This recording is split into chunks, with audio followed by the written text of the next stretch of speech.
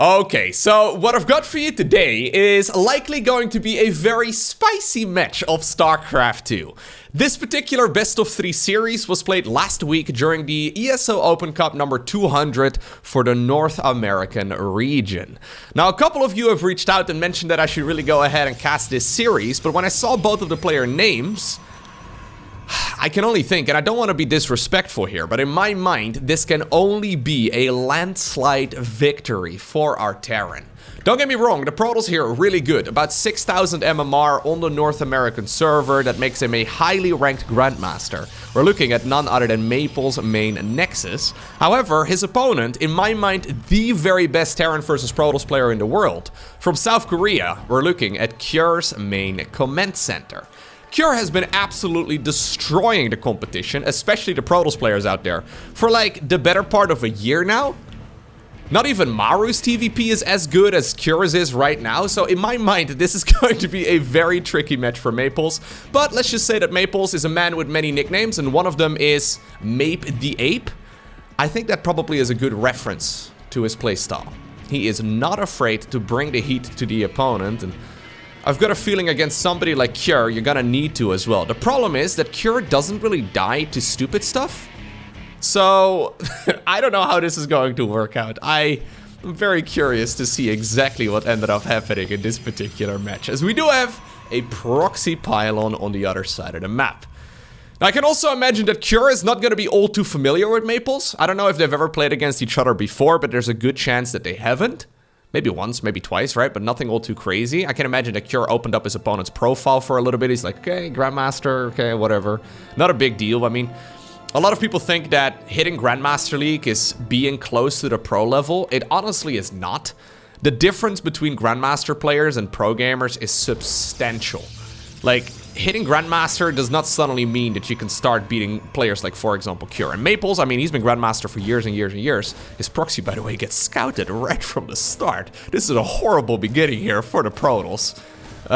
Zealot is coming across the map. This also gets scouted from a mile away. We have an Adept coming here too, so Maplez, I mean, this does look like a pretty fast Stargate, so maybe this could have been like a very quick pylon, like the very first one, to just get this going ASAP, but this is not the start that you're hoping for.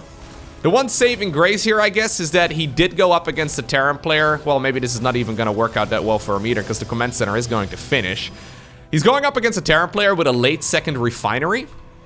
Second pylon, by the way, and shield batteries coming up too. Oh my god, okay. So we're just gonna go full cheese.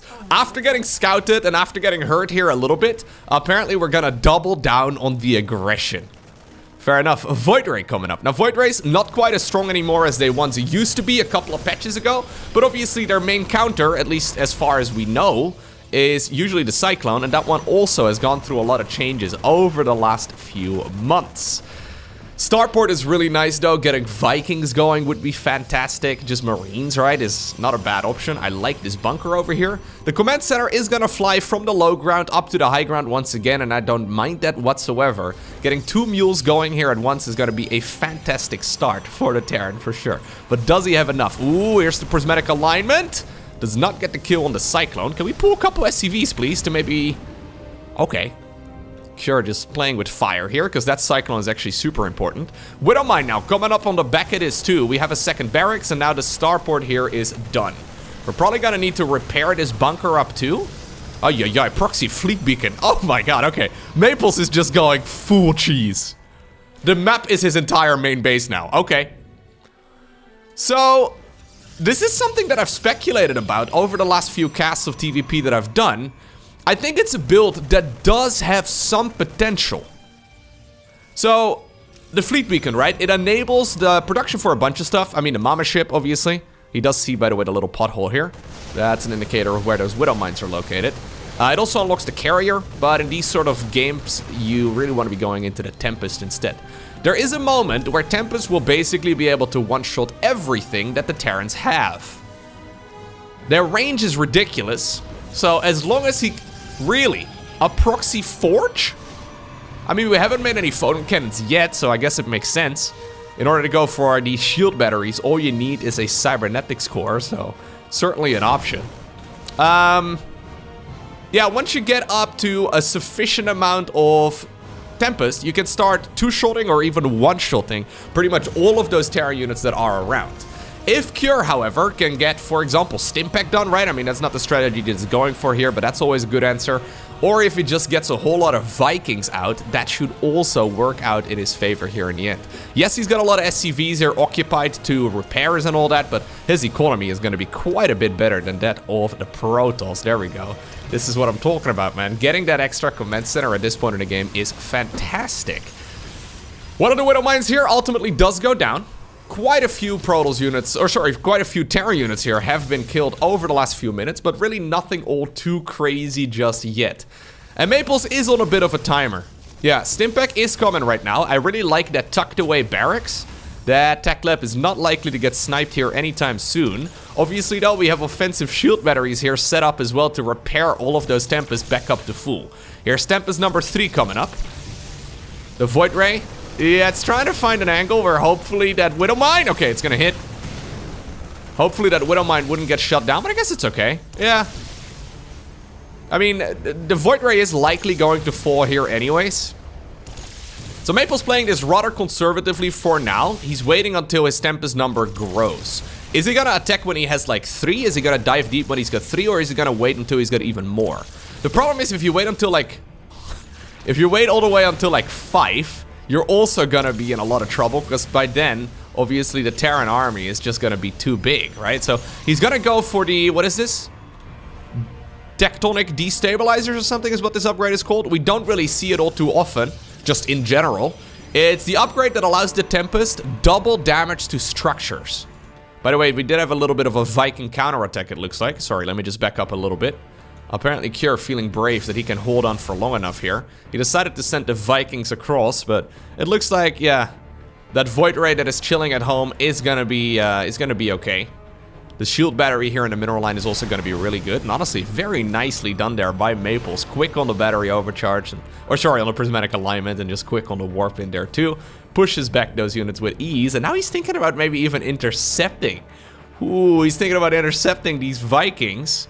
That is a dangerous move. In the meantime, we also have 2 medevacs full of units moving across. This is becoming very risky here for Cure. It looks like, though, somehow, some way... we require additional pylons. Ooh, okay, can we please unload these? Okay, it looks like somehow, some way it doesn't work out terribly right here for Cure. Although he does still take a beating. The problem is this buys so much time, right? So at this point, Stimpack is done. The medevacs are unloading in the middle of the map. Tempests are once again going across. The damage upgrade is still researching, which takes forever. We are coming up, I guess, on a next Tempest here momentarily, but currently, as you may have already heard right there, I think from Carix's voice pack, is that, well, there's no damage, right? There's no supply available here, so Maplez can continue building up his numbers, but I honestly wouldn't even mind him, like, sacrificing maybe one of his Void Rays there just to get that 5th Tempest out a little bit sooner. That is a very unfortunate supply block. Either way, yeah, is there enough right now inside of the main base for Protoss to defend while also attack on the other side of the map? He may very well... no, he doesn't really have the energy for it. I was thinking maybe he could do a recall or something, but that is not going to be an option. He doesn't have energy for battery overcharge either, and that means that this is going to deal a tremendous amount of damage. At the same time, Cure also decides to commit on the other side of the map, and this is looking really nice right here for our Terran player, completely demolishing the economy here of Maplez. 22 probes have gone down and only 2 workers now remain. Still though, this Tempest Ball needs to be addressed. There's no medevacs out or anything like that to really shut down a lot of these units here. So, I mean, their combat shield just finished up, so that's how they magically went from red hit points into the yellow hit points once again. They suddenly found a shield in their backpack and they got plus 10 HP, but... really? That's the location for the Nexus. So Maplez did still have money in the bank to build another Nexus. Battery overcharge is still an option, of course. This is something that Cure now sees coming in from a mile away, and I can imagine that puts a bit of a smile on his face as well, because this is just the most randomly positioned Nexus I've seen in a while. Maybe we should have left some space so we could actually mine over here, right? Like, that would be an idea, but I guess in this particular instance, there's no chance really for our Protoss player to get back into mining against, well, double orbital command that, you know, it doesn't happen, right? Even if you kill all the SCVs, their economy is still going to be tremendous compared to that one probe that Protoss currently has. Guess it's the one that built all of this, man. It's the man in charge of all of this infrastructure. Is there not just simply too much here, though, for Maplez? Like, I'm looking right now. So, 5 Tempest is really the key. It allows you to one-shot practically everything. Marines coming in from the back. Do we have enough? Nexus is gonna finish up in a moment. I think the idea is for battery overcharge. I really like that, Mac. I really like that, man. I think it's a macro Nexus. Is that what we can call it? That sounds cursed in my head, but...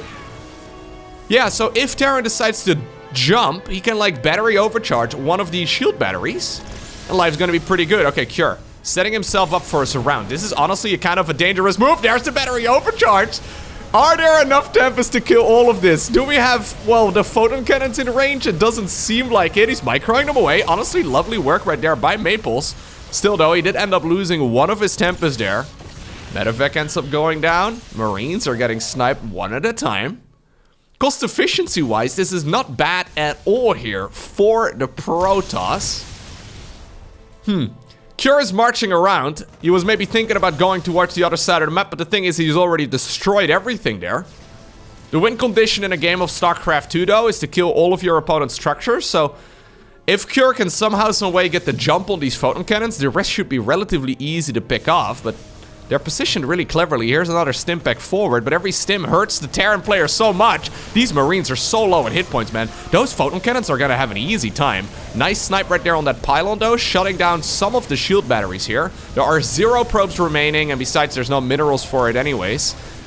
Still, those Marines are too low. Like, we're now getting to the point where many of them can't even use stim pack anymore.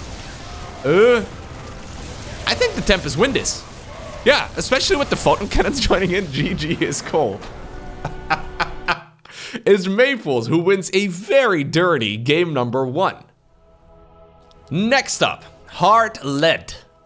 Maplez leading this series 1-0 over Cure. Do you think Cure is going to be upset after a game like that? I mean, I honestly haven't seen him lose to Cheese in quite a while, but that proxy Nexus actually came in super clutch. The fact that he spent his last 400 minerals, I think he had like 426 or so. He's like, you know what I need? I need another Nexus right now. That's what I need, and I'm gonna place it right here. Perfect. I don't think Cure loses to Cheese a whole lot, but with the new multiplayer balance patch and the changes made to the Cyclone and all that, you do have to be very cautious. I overall do like what Cure did there, right? With that medevac counterattack, 2 medevacs full of units, he killed so much stuff. Maybe he just needed to be ever so slightly more patient when he was actually building up his army, but that's easier said than done, right? When you're constantly losing stuff and you kind of feel... Did we just sneak that around? Is that out of vision? Yeah, the SCV was on this side. Oh no. What are we gonna do with that probe? There's not much we can do with it, but... I was gonna say, yeah, we're just gonna scout again. That's what we're going to do. We're gonna be a little bit annoying and just harass the opponent for a bit. So he was waiting. This Reaper pops at about 2 minutes and 2 seconds. So Maplez waiting off to the side right there, just to make sure that he could maybe start harassing that SCV that was building the command center for a little bit longer. All right, so Reaper at this point is out. Interesting, by the way, that Cure did not go for the quick second refinery opener. I would say that, yeah, that's the overall safer approach. And when you don't really know your opponent that well, and you've just lost in game number 1 to some nasty Cheese, going for faster tech is not a bad idea, but I guess that Cure believes that he lost the game with some of his later decision-making there instead. Anyhow, what is Maplez going to do this time around? We're going to be going into the Twilight Council. Fair enough. Good old Stalkers, not a bad idea. Albeit very risky, because you do have to micro them very well. Okay. Ooh, that Adept is actually running for a long time. Yeah, those Marines are going to be super dead. Careful, careful. Ooh, Marine still had vision right there because he was on a ramp himself. So Maplez tried taking the high ground. He should probably have moved it over there instead, but he got both of those Marines. Reaper also ended up going down for a Probe and a Zealot. That's not a bad beginning. There's indeed Blink coming up. Okay. Now this is something that Cure will play against day in and day out, right? Cure is one of the very few players who can actually beat Max Paxes Stalker aggression. So we'll have to see how many gateways this is going to be here from Maples. It could anywhere, okay, I was gonna say it could be anywhere between like 2 and 4. Turns out it is going to be 4 in this particular game. So he's gonna go for hyper aggression. Robo facility coming up, we're gonna go for a prism, we're gonna maybe go for an observer, blink it to the main base and all that. But this is something that Cure plays against all the time, right? He's one of the very few players who does well against max specs. Who's, you know, obviously the man who popularized that build once again at this level of play. How is this gonna go? I mean, this is as good a start as you're gonna get, though, as Maples here. Getting those Marines, denying follow-up scouts, really lovely. It's only gonna be a single Widow Mine inside of this medevac. We see this go wrong so frequently, though, for Protoss players, where they're so busy microing on the other side of the map that they're thinking about going for, you know, some micro and blinks into the main base, and they're trying to, and then suddenly the Widow Mine comes in, right? It's very easy to slip up. Look at this, Raven even going up with the interference matrix, so Maples doesn't really realize exactly, or sorry, Cure doesn't really realize exactly what he's playing against. Look at these combat probes over here. Alright, not bad though. He sees the Stalkers at this point, reveals the blink, which I don't love. But I guess it's okay. With this many Stalkers spotted, it spoils the surprise regardless. Although you're still always guessing here as a Terran, like exactly how many gateways are there. Okay, so now we're looking at Cure. This is Cure in desperation mode for just a little bit. He realizes that the Raven is not really going to be able to achieve that much here, but he's already committed down that train. Bunkers are coming up. We have a 3rd bunker even building, so 3 bunkers here is a lot. Marine over here gets sacrificed to see the angle at which those Stalkers come in from. I mean, we don't have a lot of Terran units though. There's 11 Marines in total. SCVs are already on idle waiting here on the low ground to try and repair a bunker. 2nd siege tank just rolled off the line, is going to be absolutely critical. Aggressive blink forward over here. Looks like this bunker over there will stay alive, but that's on purpose. Cure just did that to buy a little bit of time, and he ultimately did buy enough time to... Here's the Widow Mine drop once again. Nice blink. He did buy enough time right there to... well, get another siege tank going, right? So the 3rd siege tank right now is coming up. You have to commit here, though. If you're gonna play 4-gate, I think you have to. Okay, there's the blink forward. Not not one of my favorite blinks. A lot of those Stalkers derping out in the back. That being said, he does still get the tank there in the end. Picking up as many of those Stalkers as possible, trying to warp in reinforcements. But this is well handled right here by Cure. Yep, that is not quite the very best Stalker micro that we have seen. And honestly, if you want to win... sacrifices the observer as well, an accident. If you want to win with 4-gate blink Stalker, you have to micro so cleanly, right? And that's one of the reasons why a lot of players aren't a fan of playing that build against the very best players in the world. The problem is, right? Maybe a year ago it was very good, but because MaxPax has had so much success playing 4-gate blink, and Hero has done it as well, quite a bunch, the Terran players have gotten a lot better at defending against it too. So maybe Cure from a year ago would have been a lot more vulnerable against this particular attack from Maples. But right now, I mean, you can see that Cure is very solid here when it comes to his control and the way that he positions his army and the amount of stuff that he's making. That being said, though, he's not out of the woods just yet. But this is no longer really a... oh, no, no, no, no, no, no, no, no, no! Oh, that's awful! This is no longer a position here, though, for our Terran to really be all too concerned. 6 workers against what is effectively like a 2-base... well, I don't want to call it an all-in, but it pretty much is. You're very committed. It's very dedicated. There is a 3rd Nexus now on the back of this. We do not have a 3rd command center, by the way, so instead what Mr. Cure has been aiming for here is just an awful lot of units, and... well, he's got all of his upgrades done, yeah. I mean, all of the important ones anyway. Stimpack here ready to go. Combat Shields is gonna finish up here momentarily. This is the time to march. He's gonna finish up all of those upgrades by the time he gets across the map, and all of this bio army is gonna get a massive power spike. Now the 3rd command center comes up on the back of this, and yeah, Cure shows us that he is not to be underestimated. Nice little bit of micro, but ultimately, what do we have here at home? Right, there's like 1 million gateways. Yeah, there's 10 gateways here in total. There's charge, but no upgrades yet. +1 is going to finish up momentarily, but there's no Stimpack. Or, sorry, there's no Stimpack here for Protoss either. There is Stimpack, but there's no Storm. Nice anti-armor missile. Beautiful anti-armor missile. There's no Colossi. There's none of it. So, I've got a feeling...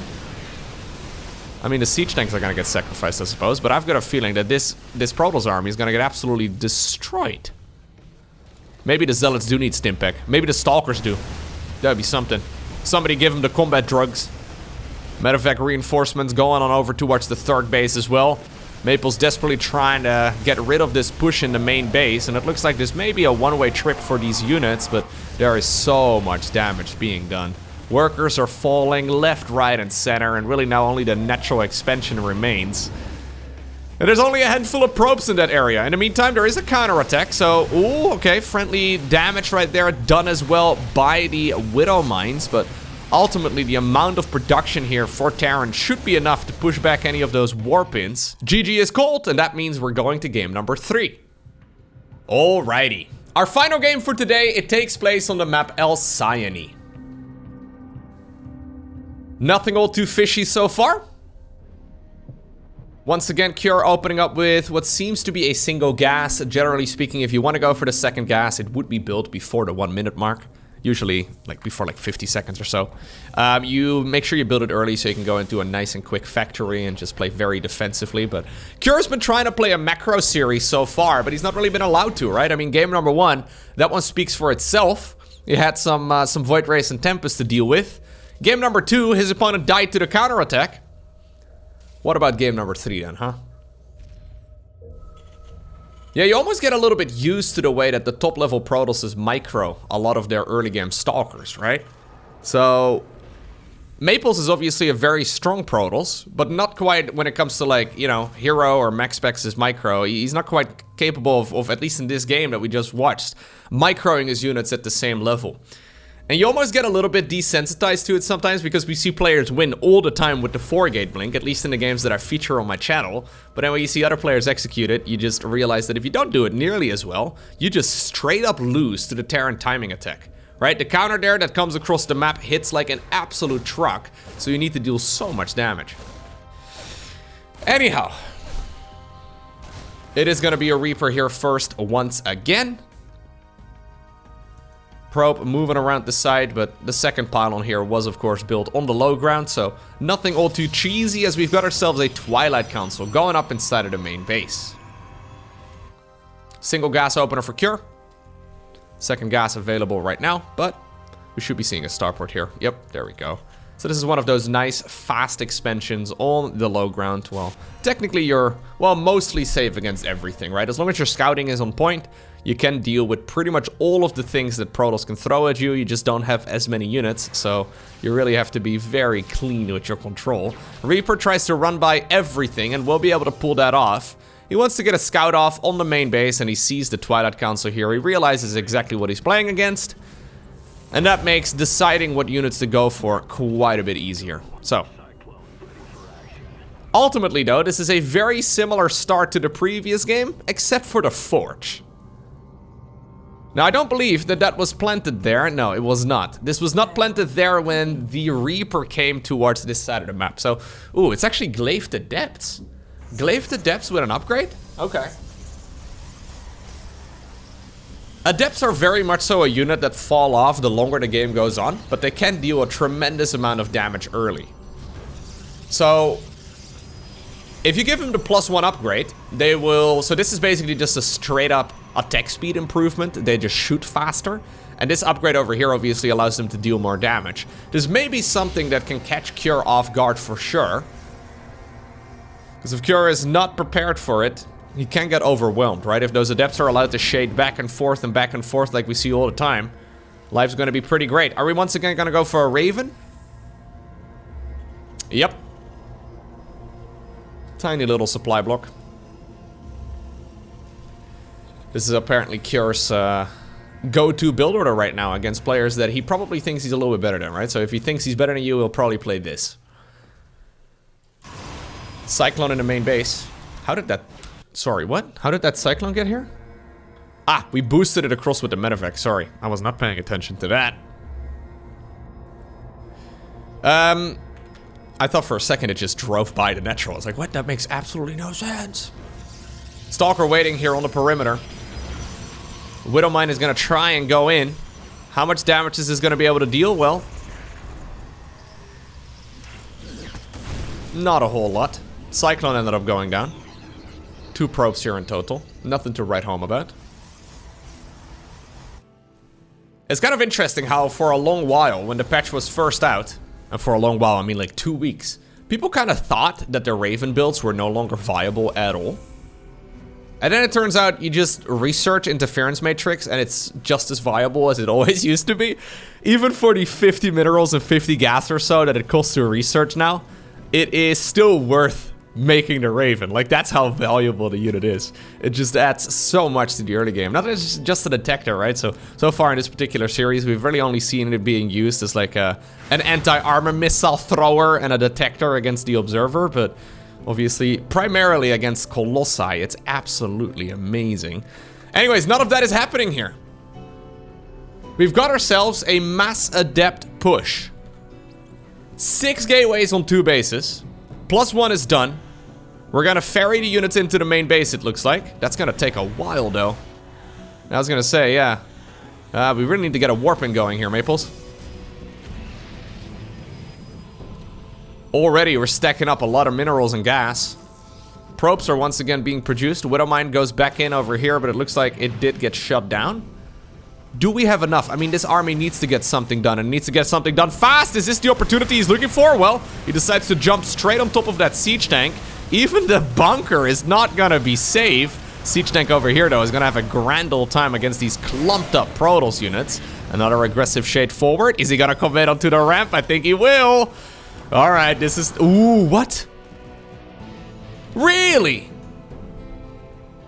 That's... I mean, he would have lost a lot of those units, don't get me wrong. Maybe he would have lost all of them, but I don't see how he's gonna get a much better opportunity than that. Are we gonna commit now? Okay, now we will commit. Now there's no SCVs over here, though, to really kill, and ultimately I feel like that's what we're going for. Adepts are getting picked up once again. We're trying to micro the weakened ones to the back. Okay, that's 17 SCVs going down. Interesting attack right here from Maples, and not one that we normally see in this matchup. I mean, we see Glaive Adepts all the time in Zerg versus Protoss, right? But in Terran versus Protoss, this is not a very common build, but look at the amount of damage that Maples is doing here. You know what? Maybe that Council of the Shade was indeed the right call there in the end. Okay, yeah. It's dangerous. You kind of want to try and get the jump on a lot of these units. Are we actually forcing him to lift off and get on out of here? Wow, okay. Third Nexus is coming up right now here for the Canadian Protoss. And Cure, he's got to be scratching his head as well. He's going to finish up the +1 infantry weapons, and that's actually huge. Looks like we have a cheeky little Widowmine counterattack once again. But this is becoming a very, very committed one. I'm actually a little surprised with how much damage these Glaive Adepts just did. With the +1 upgrade, they deal noticeably more damage. Huh. Alright. Now the question is, can this medevac drop? Maybe even the odds a little bit, because at this point, we're a 20 worker advantage almost. Widowmines get absolutely shut down! Oh my god, okay. Sorry, my voice went up like an entire octave there. Shut down! Okay, that was a little too far. Anyways, what a build. Yeah, after careful consideration, I can indeed tell you that that was one of the builds of all time.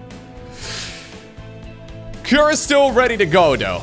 And like I said, those Adepts, they just don't really work out that well anymore when the Marauder numbers get this high. We're gonna need something a little bit more reliable. So we've got ourselves a second Forge here coming. So rather than doing any sort of robo play or any sort of, as we do have once again more Adepts in the main base, it looks like Maples just wants to go... Okay, well that's the end of that prism. He wants to go straight, I guess, Stalkers and Zealots now? Otherwise you would have already started up the robo facility and started making Immortals, I would say, but... Yeah. I think we're just gonna go mass upgrades and then mass ground units here. No Colossi, no Immortals. I mean, I really would love an Immortal, though. I think it would be an excellent choice here, but also kind of pricey. Yep, we're just gonna do more gateways. So he's going up to 10 gateways once again. I would imagine that we're gonna queue up charge then pretty quickly, too. Oh, that anti-armor missile, can we blink? Oh, I would have loved to see the blink, but it wasn't done yet. I think Maples tried doing the same thing. Oh my god, those anti-armor missiles are lethal. Yeah, so basically all of those units now covered in the Dorito dust over here, they are taking additional damage. Oh, probes are pulled away. Suddenly we have combat probes once again. 10 workers go down. Adepts are getting warped in. It's so funny to see Adepts at this point, but they are actually not a bad choice against these low HP units. You can chase down this Terran army and at least prevent some of that stutter stepping. Okay. 28 probes, by the way, over here now because there's nothing in the natural anymore. Cure has been building up his own worker count, and he also planted down a third Nexus, or Terran Nexus right there, on the other side of the map. Some might even call it a command center. Lovely control here, though, by Cure. Really scraping the bottom of the barrel in this game, but... I mean, just about a minute or two ago, he was 20 workers behind, and now he's actually finding himself with a supply lead. Those anti-armor missiles were lethal. Yeah, once again, man, the Raven is the key. Right? Like, I feel like it's so... The more you look at the Raven, the better the unit becomes. And they did try to nerf it, but I would not be surprised if they end up nerfing it more in, like, the upcoming StarCraft balance patches, because it really does seem like the go-to unit in almost every scenario. There's rarely a situation where the Raven is a bad choice. Anti-armor missile is great. Detecting is great. The unit is expensive, sure, but you don't need that many of them. Just one or two will do the trick. God, these Marauders are putting in so much work, then. Those Metavex just also helping out tremendously. Can he push this back here? So all this time, right? Terran's building up that command center. Yeah, we have a couple Adepts going across, sure. But there's still no fourth Nexus started up on the right side of the map. Cure may just be pulling a rabbit out of a hat here. We have some nice Stalker control, don't get me wrong. It's just that these units don't really seem to pack that much of a punch, despite the fact that they have a 2 upgrade lead. I wonder what the follow-up with, like, Immortals would have looked like. I mean, I'm sure Maplez tested it, and I'm sure it's better for him to just play pure Stalker and then maybe Zealots or something on the back of it. Yeah, so this was indeed the original plan. I wonder if maybe he should have gone just into a Robo Facility play instead, but... I am intrigued by the Adept opener, at the very least. I'm just not entirely sure about this particular follow-up. As we do now have a Dark Shrine building inside of the main base of the Protoss. When behind Dark Shrine, I mean, that always works, right? Against weaker players, surely. At least the Raven did get sniped, so there's no mobile detection anymore here for Current. And he does have a missile turret over there. That's really his only source of detection, other than those scans. Looks like the Stalkers are marching across the map. Widowmine drop going into the natural expansion right now. No reaction. No reaction. Rubbing salt in the wound over here. And suddenly, Cure now finds himself with only a 4, well, maybe 3 worker disadvantage now. Honestly, kind of insane. Observer here gets recalled. Trying to get as much damage done over here as possible. Dark Shrine, I mean, maybe it can get some work done. But I mean, there's Widowmines burrowed right next to it.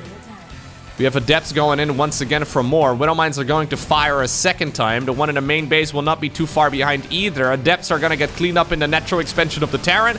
Battery overcharge, is it going to be good enough? This Terran army is looking mighty scary, though. Ay. Battery overcharge already halfway done. I've got a feeling there's just way too much. Yeah, Cure, with the superior numbers, eventually does obtain the victory. But that was a very fun series of Terran vs. Protoss. If you enjoyed watching it, make sure you hit that like button down below. And if you want to see more, make sure you subscribe so you get notified as soon as future videos go live. Anyways, for now, have a great rest of your day. Don't forget to smile. And I'll see you once again tomorrow for another video.